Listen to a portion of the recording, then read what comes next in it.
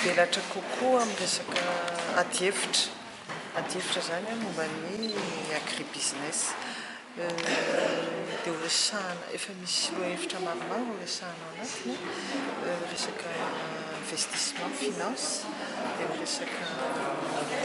recherche et innovation mialatsiny fa miteny vahiny daoly ny lohahevitra dia ny recherche et innovation, investissement finance, des filières et marchés. C'est un marché local à l'extérieur, des services d'appui aux entreprises.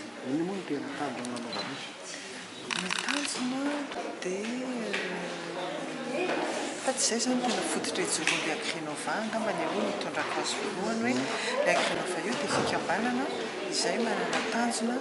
ho hitondra any amin'ny fampivelarana sy fampandrosoana kokoa zany a ny économie sy ny sosialy eto amintsika any amin'ny sehatra ny fambolena.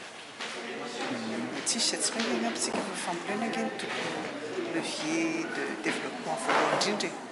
eto à Madagascar. Tsika manana tany, manana olona be da be, manana masoboro, manana afaka manodina zavatra betsaka dia izay zany fototra ingana. Ny tena hoe fa betsaka manao an'izay fa ny ampiavaka anay dia le zavatra entinay rehefa vita le forum zay le izy zany zay le hoe service d'appui tsy vitan'ny hoe vita le forum dia samy miala dia tsisy tohiny fa entinay eo raisinay eo daholo zany ny zavatra filany tsirairay raisinay asainay manoratra daholo izay tonga eo entinao azy iny dia ohatra afaka ampianay ianao afaka manatinanay ianao na afaka hoentinay ianao hoe mandany ianao ary dia mivelatra kokoa ianao hoe amidiny mairie na hoe te alefanao any ivelany na ohatr'izay fa tsy hoe kory mijanona fotsiny io mamboly ianao fa ao anatin'izay le fambolenao zay efa omena sehatra ianao omena fanampiana ianao omenay ianao hoe mba hatsaratsara kokoa ny vokatrao